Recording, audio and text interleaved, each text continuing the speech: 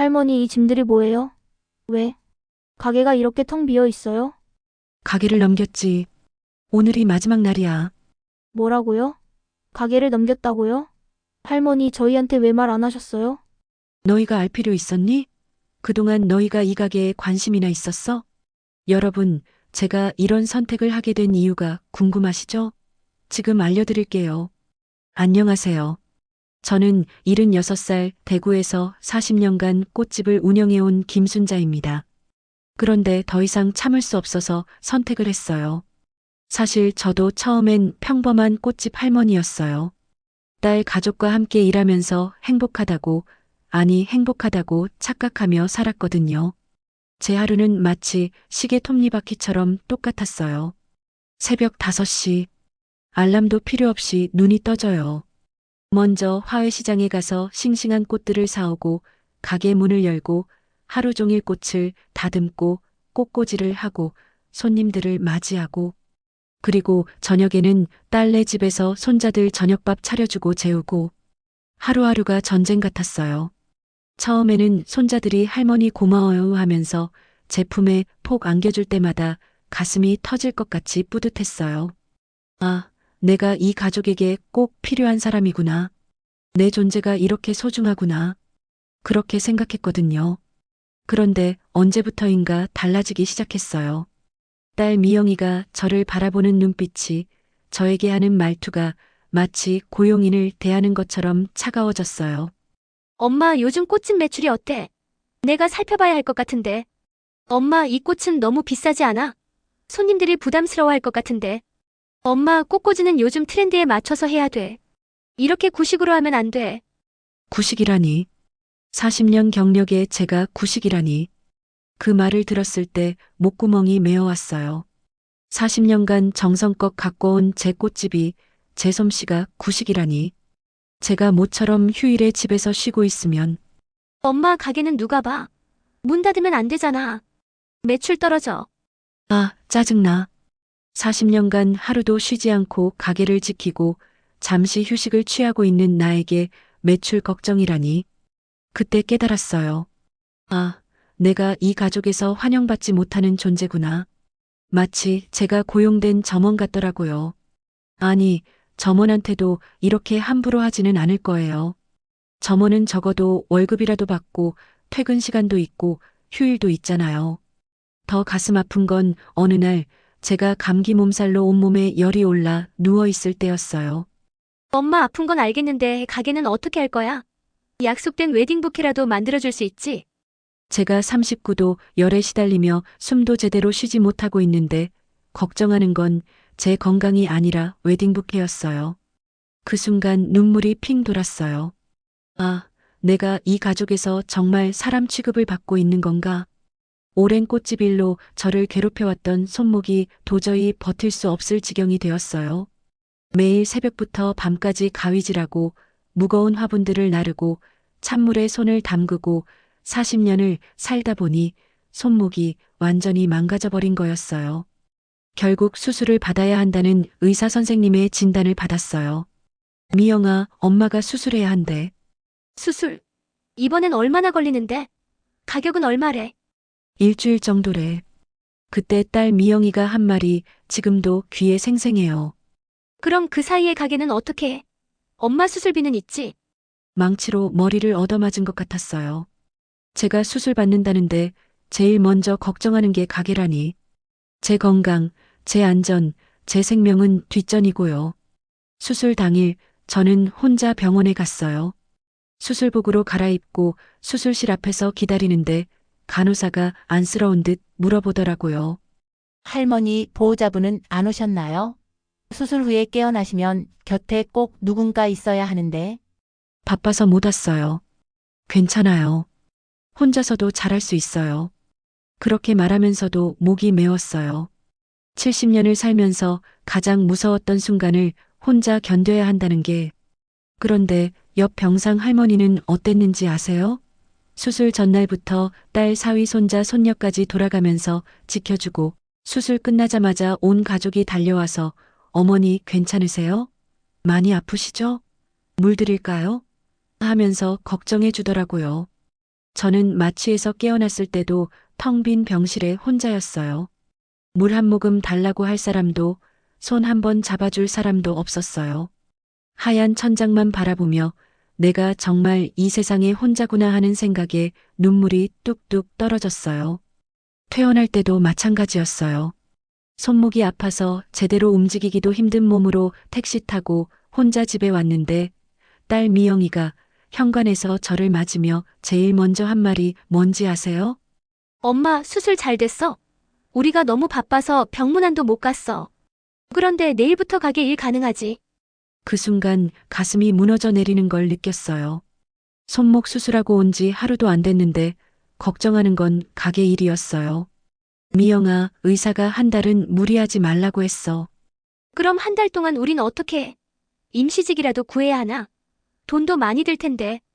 지희 엄마가 수술했는데 임시직 구하는 게 그렇게 아까운 돈인가요? 그 말을 들으며 내가 정말 이 가게에서 무료 직원이었구나 하는 걸 뼈저리게 깨달았어요. 가장 가슴 아팠던 건 딸과 사위가 나누는 대화를 우연히 들었을 때였어요. 제가 화장실에 가려다가 거실에서 나오는 소리를 들었거든요. 여보, 엄마 때문에 우리 가게 운영이 너무 제약받는 것 같아. 그 순간 발이 얼어붙었어요. 그래, 새로운 시도도 마음대로 못하겠고, 인테리어 바꾸는 것도 눈치 보이고, 그리고 어머니가 자꾸 간섭하잖아. 간섭? 그게 간섭이었나요?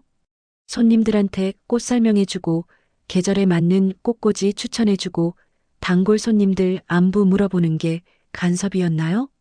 좀 그렇긴 하지. 그럼 어떻게 하지? 솔직히 어머니 없으면 우리가 훨씬 자유로울 텐데. 양로원은 어떨까? 요즘 좋은 곳 많다던데. 사실 요즘 제가 몸이 여기저기 아파서 병원을 자주 다니게 되었어요. 그래서 딸 사위에게는 부담스러운 존재가 되어버린 것 같았어요. 그 순간 전혀 예상하지 못했던 딸 내외의 진심을 듣게 되었고 다리에 힘이 빠져서 벽에 기댈 수밖에 없었어요. 제가 있으면 자유롭지 못하다는 얘기였죠. 40년 동안 이 꽃집을 위해 제 모든 걸 바쳤는데 저는 그들의 자유를 방해하는 짐이었던 거예요. 바로 그 다음 주였어요. 딸 미영이가 밝은 표정으로 말하더라고요. 엄마, 우리 이번에 부산 여행 가려고 해. 2박 3일 정도. 마지막 희망을 품고 물어봤어요. 나도 같이 가는 거니? 엄마는 가게에서 편히 쉬어. 우리끼리 가족 여행하려고. 가족여행? 그 두 단어가 가슴에 비수처럼 꽂혔어요. 그럼 저는 가족이 아닌 건가요? 40년 동안 함께 일하면서도 저는 가족이 아니었던 건가요? 그 순간 뭔가 딱 소리를 내며 부러지는 걸 느꼈어요. 아마 제 마음이었을 거예요. 좋아. 직원 취급하면서 양로원 보내려고? 그럼 내가 먼저 이 가게를 떠나주지. 딸 가족이 부산으로 떠나는 그날, 현관문 너머로 사라져가는 그들의 뒷모습을 바라보며 저는 마음속으로 조용히 다짐했어요. 이제 됐어. 충분히 참았어. 70년 동안 나는 누구의 엄마로, 누구의 할머니로, 누구를 위해서만 살아왔잖아. 이제는 정말 김순자로 살아보자. 내가 하고 싶은 것, 내가 원하는 대로. 딸 가족이 부산으로 떠난 그날, 가게가 텅 비어 있는 걸 느끼면서 제가 얼마나 이곳에서 외톨이였는지 뼈저리게 깨달았어요. 가게를 둘러보니 제가 좋아하는 건 하나도 없었어요. 온통 딸이 좋아하는 스타일의 꽃꽂이, 사위가 선호하는 화분들 뿐이었어요. 제 작업대를 둘러보니 정말 초라했어요. 가장 구석진 곳에서 일하고 있었거든요. 가게에서도 제가 앉을 자리는 정해져 있었어요. 카운터 구석. 그것도 손님들 눈에 잘 띄지 않는 곳. 그때 문득 생각했어요. 이 가게가 내 가게인데 왜 내가 이렇게 눈치를 보며 일하고 있지? 이 꽃집은 제가 20대부터 40년 동안 새벽 시장에서 꽃을 사오고 하루 종일 서서 일해서 번 돈으로 차린 가게예요. 남편 돌아가시고 나서 혼자 딸을 키우면서 한 송이 두 송이 팔아서 한 푼 두 푼 모아서 차린 가게라고요. 그런데 딸이 결혼하고 사위가 들어오면서부터는 마치 제가 고용된 신세가 되어버렸어요. 딸 미영이가 했던 말들이 머릿속에서 맴돌았어요.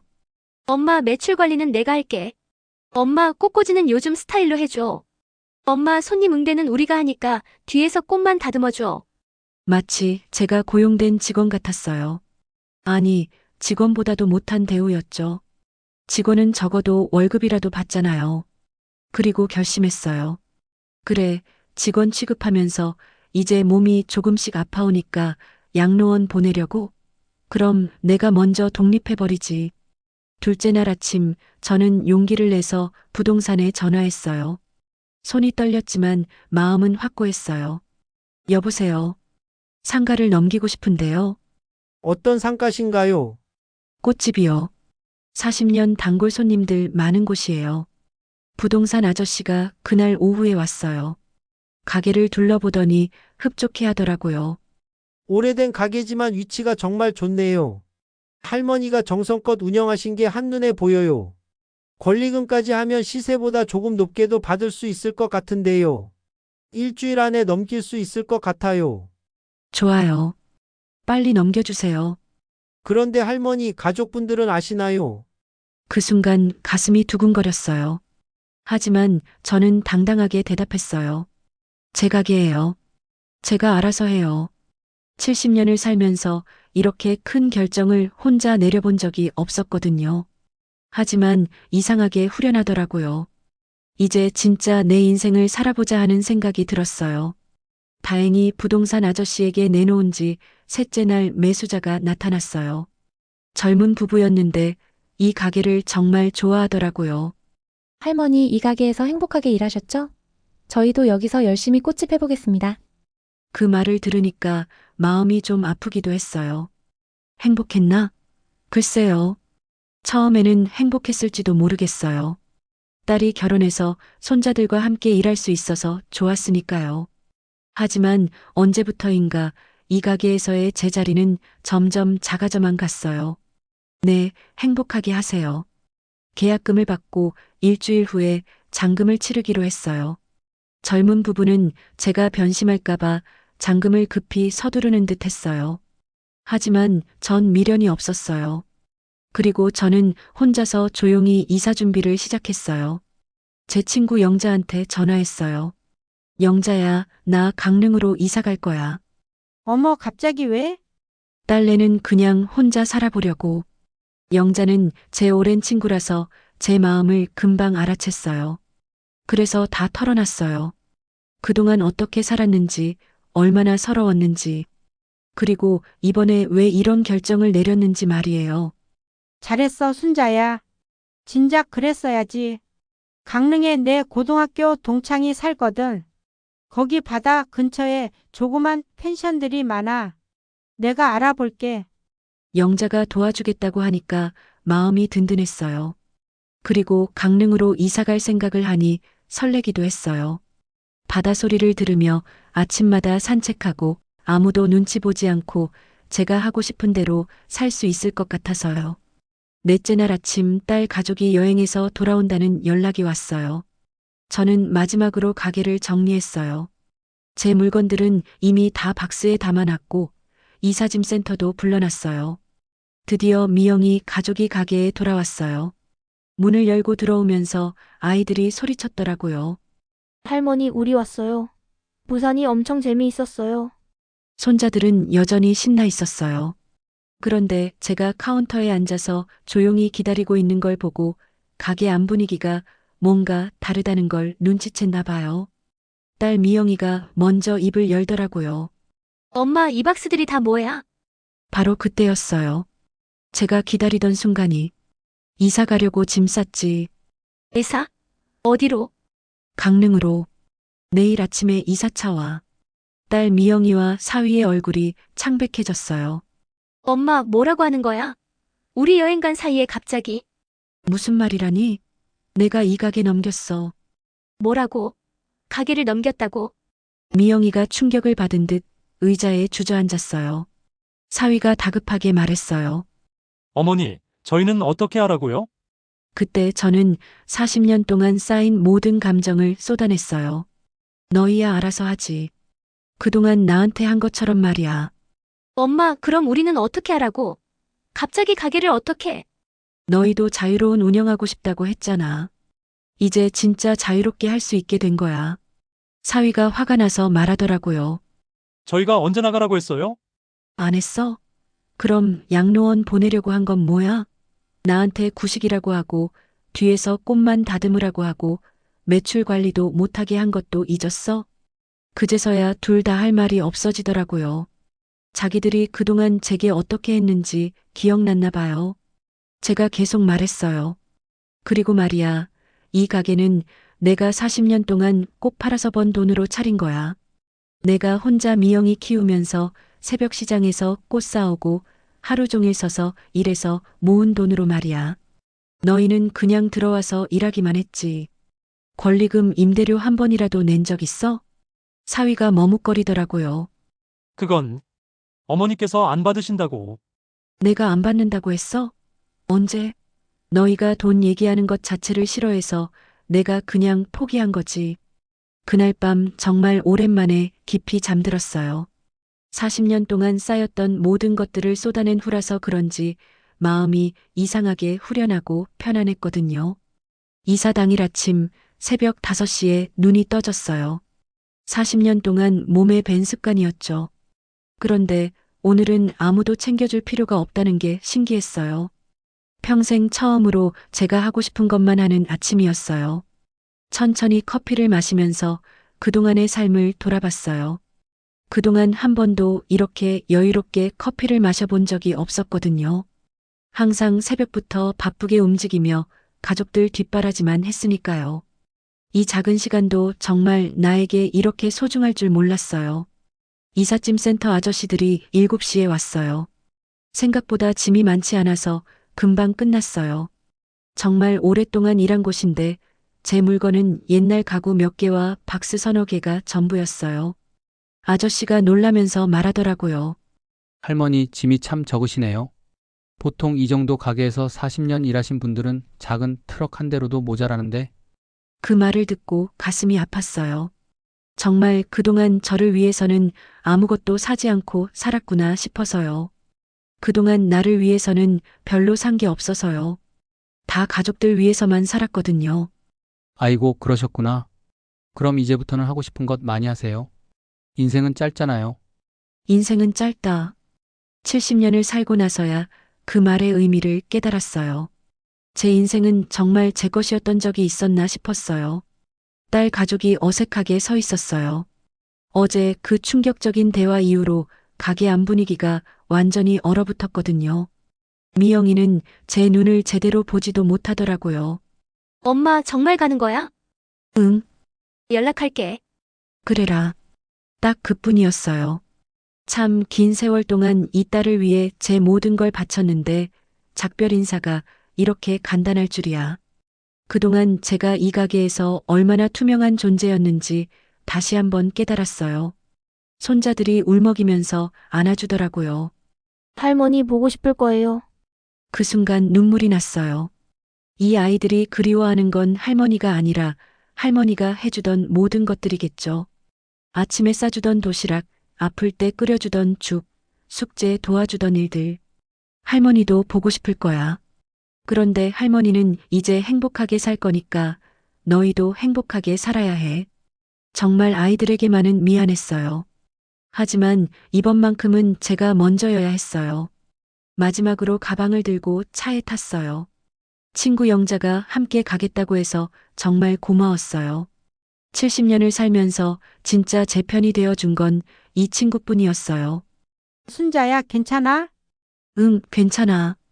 아니, 처음으로 진짜 자유로워. 차가 출발하면서 뒤를 돌아봤어요. 40년 동안 일했던 가게가 점점 작아져 갔어요. 그런데 이상하게도 아쉽지 않더라고요. 오히려 드디어 그 감옥에서 벗어났구나 하는 홀가분함이 더 컸어요. 고속도로를 달리면서 창밖을 봤어요. 초록색 산들이 스쳐 지나가고 하늘은 푸르게 펼쳐져 있었어요. 영자야, 세상이 이렇게 넓었구나. 순자야, 너는 너무 오랫동안 좁은 곳에 갇혀 있었어. 정말 그동안 너무 좁은 세상에서 살았던 것 같아요. 뭔가 허전한 듯 했지만 가슴이 시원했어요. 가게와 집만 오가며 오직 가족들 뒷바라지만 하며 70년을 살면서 이렇게 자유롭게 어디론가 떠나는 게 처음이었거든요. 신혼여행도 시댁 눈치 때문에 제대로 못 갔고, 딸 키우느라 여행다운 여행도 못했고, 친구들과 여행 한번 가자고 해도 가게에 누가 있어야 하니까 하며 포기했던 것들이 생각났어요. 내가 이렇게 자유로울 수 있구나. 3시간을 달려서 강릉에 도착했어요. 차에서 내리자마자 바다 냄새가 코끝을 스쳤어요. 40년 만에 맡아보는 바다 냄새였어요. 새 집은 사진보다 더 예뻤어요. 작지만 아늑하고 무엇보다 제가 주인인 집이었어요. 창문을 열면 바다가 한눈에 들어왔어요. 와, 정말 좋다. 내 집이야. 정말 내 집.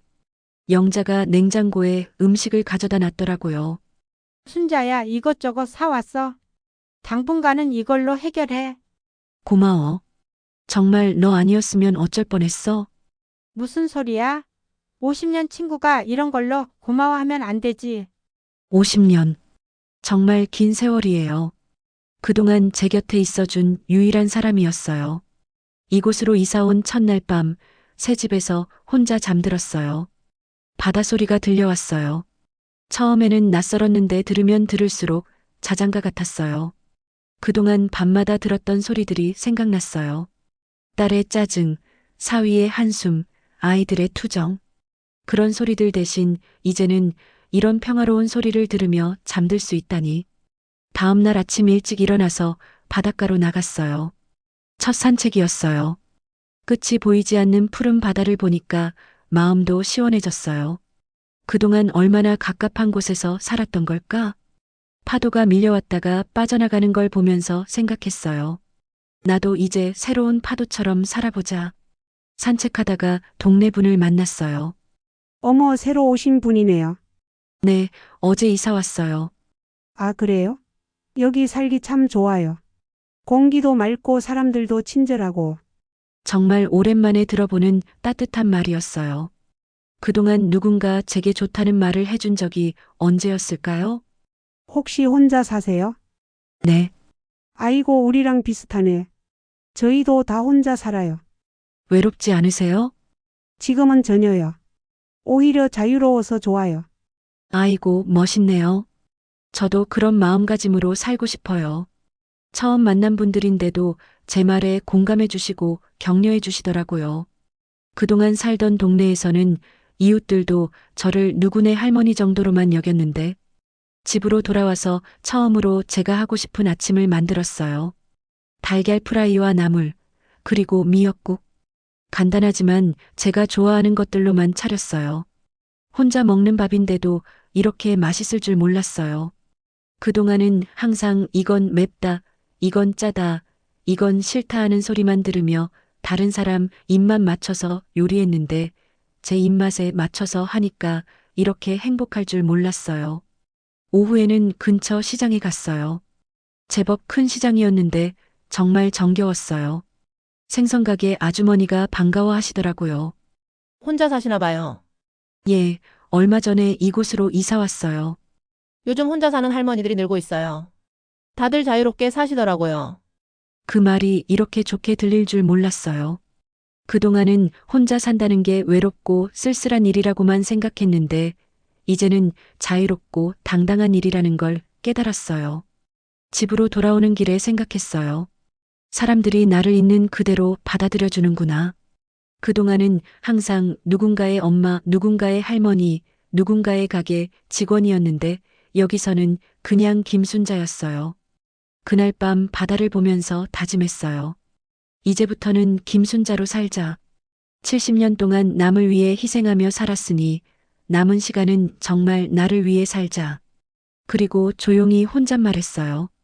고생 많았어, 순자야. 이제 진짜 내 인생을 살아보자. 70년을 살면서 처음으로 제 이름을 온전히 되찾은 기분이었어요. 강릉에 온 지 3개월쯤 됐을 때 미영이가 갑자기 찾아왔어요. 엄마, 문을 열어보니 미영이가 서 있더라고요. 그런데 모습이 많이 초라해져 있었어요. 살도 빠지고 얼굴도 어둡고. 왜 왔니? 미리 연락도 안 하고. 엄마 미안해. 보고 싶어서 왔어. 거실에 앉히고 차를 끓여줬어요. 그런데 미영이가 계속 두리번거리더라고요. 엄마, 여기 정말 좋네. 바다도 보이고 공기도 맑고. 응, 좋아. 그런데 심심하지 않아? 전혀. 매일 할 일이 많아. 미영이가 한참 말을 못하더니 결국 털어놨어요. 엄마, 우리 요즘 너무 힘들어. 뭐가? 시어머니 집에서 살고 있는데 정말 눈치 보여. 시어머니가 맨날 짜증을 내시고 아이들도 새로운 곳에 적응 안 돼서 힘들어하고. 듣고 보니 사위 어머니가 며느리와 사위, 손자들이 갑자기 들어오니까 불편해하나 봐요. 아침마다 언제까지 여기 있을 거냐고 물어보시고. 엄마, 나 이제야 엄마 마음을 조금 알 것 같아. 그 말을 듣는 순간 마음이 복잡했어요. 한편으로는 이제야 깨달았구나 싶기도 하고, 그래도 제가 낳고 기른 딸이니까 안쓰럽기도 하고, 하지만 예전처럼 마음이 흔들리지는 않았어요. 사위는? 그 사람도 많이 달라졌어. 엄마한테 그동안 너무했다고 죄송하다고 매일 엄마 얘기를 해. 그래. 그리고 아이들도 할머니 없으니까 많이 힘들어해. 미영이가 울먹이더라고요. 엄마, 정말 미안해. 그동안 엄마가 해준 모든 것들을 당연하게 생각했어. 지금 직접 겪어보니까 엄마가 정말 대단한 분이셨구나 하는 생각이 들어. 그때까지도 저는 담담했어요. 그래, 이제라도 알아서 다행이구나. 엄마, 다시 돌아올 생각은 없어? 없어. 그럼 우리가 여기로 이사와서 같이 살면 안 될까? 그 말을 듣고 웃음이 났어요. 미영아, 너 아직도 몰라? 나는 이제 혼자 사는 게 좋아. 더 이상 누구 뒷바라지 안 해. 대신에 가끔 놀러와. 그리고 진짜 효도하고 싶으면 너희끼리 잘 살아. 그게 엄마한테는 제일 큰 효도야. 미영이가 고개를 숙이더라고요. 그날 저녁 미영이를 위해 된장찌개를 끓여줬어요. 제가 담근 된장으로 만든 거였어요. 엄마, 이 된장찌개 정말 맛있어. 그래, 응, 어렸을 때 먹던 그 맛이야. 그동안 얼마나 그리웠는지. 미영이가 된장찌개를 먹으면서 눈물을 글썽이더라고요. 밥 2그릇을 한 번에 먹었어요. 얼마나 오랜만에 집밥다운 집밥을 먹는 건지. 그때 저는 분명하게 말했어요. 미영아, 엄마는 이제 내 삶을 살 거야. 너희 일에 개입하지도 않을 거고, 너희도 내 삶에 간섭하지 마. 가끔 안부 정도는 주고받을 수 있지만 예전처럼 의지하려고 하지 마. 나도 더 이상 너희를 위해 희생하며 살지 않을 거야. 이게 서로에게 좋은 거야. 미영이가 고개를 숙이더라고요. 알겠어, 엄마. 그동안 정말 미안했어. 사과는 행동으로 보여줘. 앞으로 너희끼리 잘 살아가는 모습을 보여주면 돼. 그렇게 선을 분명히 그었어요. 정이 있다고 해서 예전처럼 돌아갈 수는 없었거든요. 70년을 살면서 처음으로 제 이름을 온전히 되찾은 거였으니까요. 강릉에 온 지 1년이 지났을 때 정말 놀라운 변화가 있었어요. 동네 문화센터에서 우연히 도예 수업을 보게 됐는데 흙을 만지며 그릇을 만드는 모습이 너무 아름다워 보이더라고요. 할머니도 한번 해보세요. 나이는 숫자에 불과해요. 선생님의 권유로 시작한 도예가 이렇게 재미있을 줄 몰랐어요. 70년을 살면서 처음으로 오로지 나만을 위한 시간을 갖게 된 거죠. 처음 만든 작은 찻잔을 보며 눈물이 났어요. 울퉁불퉁하고 모양도 이상했지만 온전히 제 손으로 만든 거였거든요. 이게 내가 만든 거야? 정말 내가? 그동안 누군가를 위해 밥하고 청소하고 꽃을 정리하기만 했는데 이렇게 창조적인 일을 할 수 있다니. 3개월 후에는 제법 볼만한 그릇들을 만들게 됐어요. 이웃 할머니들이 구경 오셔서 순자 씨 솜씨가 정말 좋네요라고 칭찬해 주실 때마다 가슴이 뿌듯했어요. 그런데 더 놀라운 일이 생겼어요. 문화센터에서 작은 전시회를 열게 됐는데 제 작품 몇 점을 전시하자고 하더라고요. 정말 제가요? 이런 서툰 그릇들을요? 할머니, 이 그릇들에서 따뜻함이 느껴져요. 기교는 부족하지만 정성이 가득해요.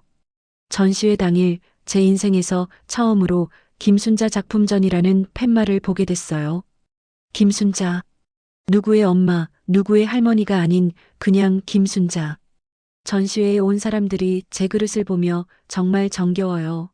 마음이 따뜻해져요라고 말해주는 걸 들으며 가슴이 벅차올랐어요. 그날 밤 바다를 보며 생각했어요. 아, 나도 이런 재능이 있었구나. 70년을 살면서 왜 몰랐을까? 아니, 알 수가 없었겠죠. 항상 누군가를 돌보느라 바빠서 저 자신을 들여다볼 시간이 없었으니까요. 지금은 강릉에 온 지 2년이 됐어요.